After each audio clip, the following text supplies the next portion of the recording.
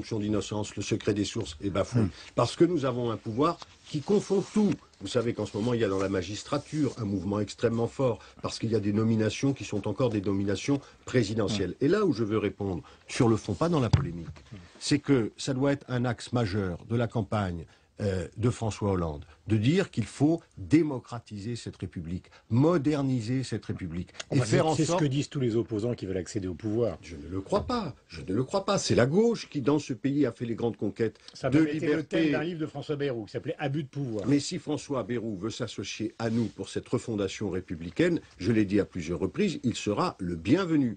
Car aussi, les difficultés économiques et sociales que nous vivons viennent des difficultés que nous avons dans la nature même de l'exercice du pouvoir. Et donc, il faut transformer cela. Et dans une refondation républicaine, qui est un des axes majeurs de ce que propose François Hollande, il faut mettre l'éthique, la vertu civique au cœur de l'action publique. Alors, il y a beaucoup de questions d'actualité. Gilles va enchaîner immédiatement et nous poursuivons cet entretien. Puisque vous parlez des questions économiques et sociales, quand un président de la République, en fin de parcours, en tout cas pour ce quinquennat, annonce par exemple des mesures ou un plan de formation pour le chômage, notamment pour les jeunes, une taxe sur les transactions financières, comment vous pouvez être contre? Est-ce que vous approuvez cette démarche? Vous savez, ce qui est très frappant dans la parole du président de la République, c'est qu'elle est totalement usée.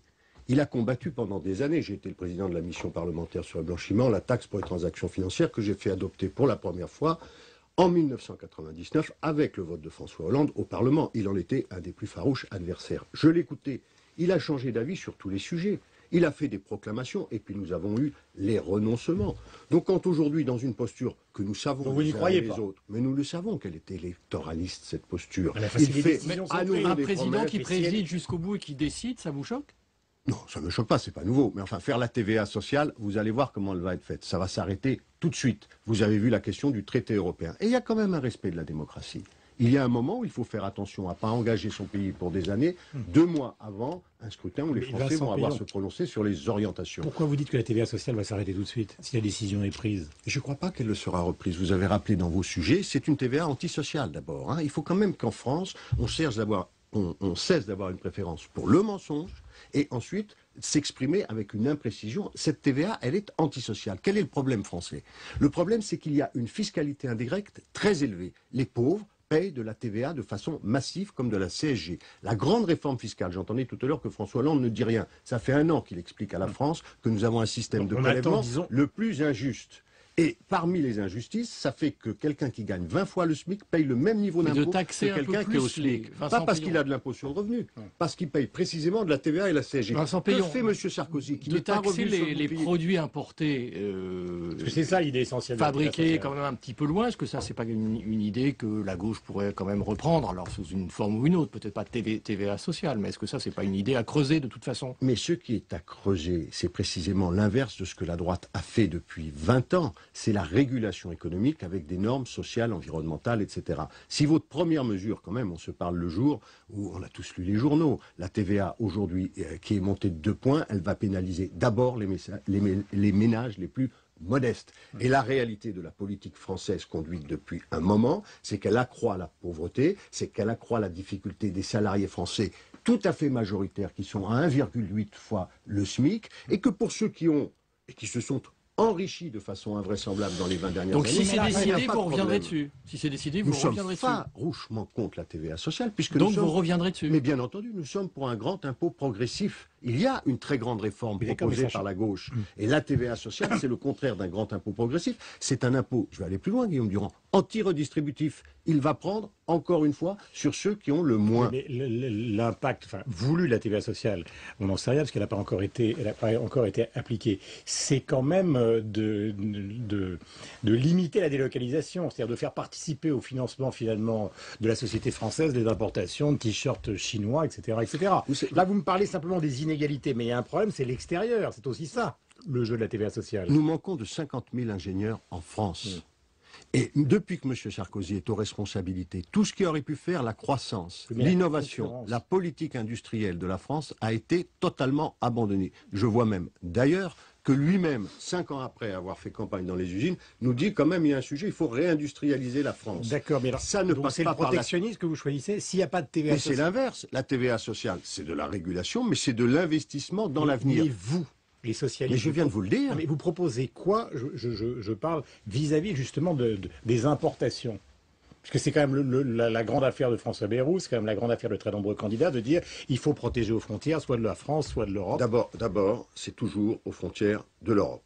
Deuxièmement, le patriotisme économique que je défends pour les couches moyennes et populaires, ça consiste à dire que nous n'abandonnons pas notre outil de production, donc nous investissons dans cet outil de production, nous faisons en sorte que les banques prêtent aux PME. Ça, c'est PMI. l'idée de la banque qui serait entièrement dédiée aux PME et PMI. Et bien sûr, aujourd'hui, il y a une asphyxie totale du système financier à l'égard de ceux qui produisent. Mais je vais aller plus loin, et d'ailleurs François Hollande s'exprimera cette semaine sur le pacte productif. Je vous rappelle, car on n'en parle jamais, que nous avons 1,5 million de nos jeunes dans les lycées industriels qui sont sans aucun débouché, alors que la France manque de main-d'œuvre.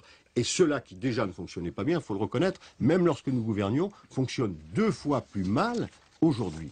Et donc, si nous voulons produire, vous savez, un pays qui s'isole, c'est un pays qui meurt comme un individu. La souffrance psychique, c'est toujours l'isolement. La richesse, c'est les relations avec les autres. Il faut créer des rapports de force. Eh bien, soyons plus forts. C'est la réalité de ce qu'a fait Nicolas Sarkozy. C'est qu'il a affaibli la France. Affaibli la France. Je rappelle, Vincent Peillon, que vous êtes député européen et qu'on parle beaucoup de vous, donc non seulement pour réfléchir aux problèmes d'éducation, mais peut-être pour être le ministre de l'Éducation de François Hollande, s'il est président de la République. Je voudrais qu'on parle de ces sujets, mais vous avez un peu esquissé tout à l'heure ce que disait Guillaume Tabar. Est-ce que c'est vrai que François Hollande recule, disons, le grand discours, le grand projet qu'il veut présenter aux Français de la fin janvier au début du mois de février? On en est où? Il y aura... Parce qu'à la droite vous pilonne sur justement les incertitudes de cette campagne. Je crois d'abord que, et c'est la preuve, que l'écoute n'est pas prête. Par exemple, je vous prends un sujet majeur qu'a annoncé François Hollande il y a quelques semaines, dans un pays qui ne peut même plus recruter d'enseignants. Nos enfants n'ont plus d'enseignants en phase 2, et ça veut dire que la France de demain... Revenons aux déclarations de Hollande. Mais je vous en parle. Le grand discours, c'est bon. Mais il est déjà fait. Là-dessus, c'est déjà fait. Il y a un programme. Alors, on dit, il n'y en a pas. Parce qu'on reste dans la paresse et dans l'apparence des choses. À Bordeaux, il y aura un grand discours cette semaine. Le lendemain, il y en aura un à Caen. Le 22, vous aurez un très grand discours de François Hollande du candidat sur le projet. Mais vous savez déjà beaucoup de choses sur le programme. Je viens de parler de la fiscalité, je viens de parler du pré-recrutement, je viens de parler de la masterisation. Donc il n'y aura pas de surprise, il n'y aura pas quand Nicolas Sarkozy vous reparle de la TVA sociale, il vous en parle depuis 5 ans, il ne l'a jamais faite, il ne la fera pas. Je vous le dis. On va nous dire toute la journée, il dit des choses.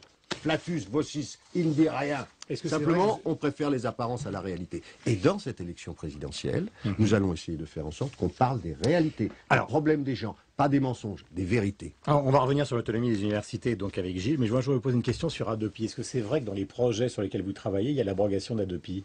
Vous connaissez la difficulté du sujet. S'il y a abrogation d'Hadopi, nous y sommes plutôt favorables, il faut qu'il y ait un remplacement, de telle sorte qu'il y ait un mécanisme qui permet quand même aux acteurs culturels, à ceux qui produisent l'intelligence collective, à ceux qui produisent la fierté d'être français comme fierté d'abord culturelle, de pouvoir travailler.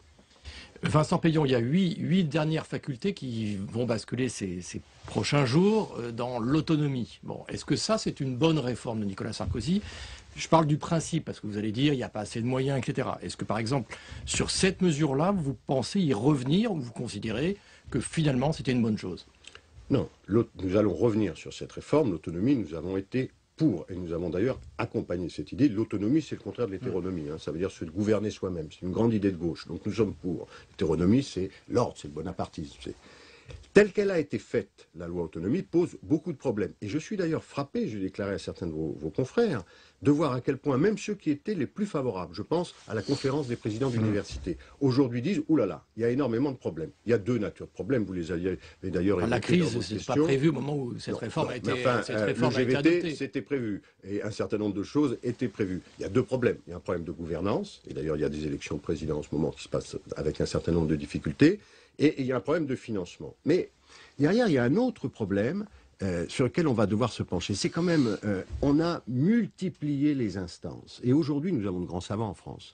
Nous leur rendons le travail de plus en plus difficile. On dit autonomie et les gens vous disent, moi qui suis à la paillasse, moi qui dois chercher, c'est beaucoup plus difficile puisque toute la journée je dois remplir des rapports pour solliciter. Vous allez en faire quoi de cette réforme? Nous allons faire la vraie réforme de l'autonomie. Nous allons, j'ai commencé les consultations avec tous ceux qui m'entourent depuis 2 mois. Donc vous êtes le futur ministre de l'Éducation de la gauche, là. Non, pour le projet, parce que François Hollande me l'a demandé, mais pour préparer ce projet, et nous irons, je crois en réalité, beaucoup plus loin dans l'autonomie, mais une autonomie réelle qui fait confiance aux acteurs. Alors que là, nous avons une autonomie, je vais la qualifier ce matin, c'est un peu dur, surtout à l'égard de beaucoup de présidents d'université pour qui j'ai du respect et qui se battent comme ils peuvent, mais je dirais qui est sur un modèle très absolutisme républicain et monarchique, c'est-à-dire une personne décide de tout. Dans une démocratie moderne, nous devons tous être impliqués et acteurs, c'est vrai dans l'université, et il faut respecter quelque chose qui est immense, vous l'avez vu avec les lois mémorielles, le débat sur l'Arménie, etc., les libertés académiques. Nous avons construit la République sur la liberté de conscience. La liberté de conscience, c'est l'université, et il faut y veiller, c'est très important. Est-ce que vous avez lu l'interview de Luc Ferry hier dans Le Parisien, donc Luc Ferry qui est un homme de droite, qui a participé à un gouvernement avec Jacques Chirac comme président et Dominique de Villepin comme Premier ministre, qui est assez proche de Nicolas Sarkozy, mais qui est quand même extrêmement sévère sur son bilan? Qui est reprise ce matin dans Libération, d'ailleurs. Je vais vous dire que Libération a une passion pour Luc Ferry. Eh bien, la vérité de cette affaire, c'est que moi, j'ai compris, on va dire les choses simplement, pourquoi beaucoup de gens, j'en ai vu, ils étaient majoritaires en France, ont voté Nicolas Sarkozy en 2007. Vous savez pourquoi ils ont voté? Parce qu'ils voulaient que ça bouge.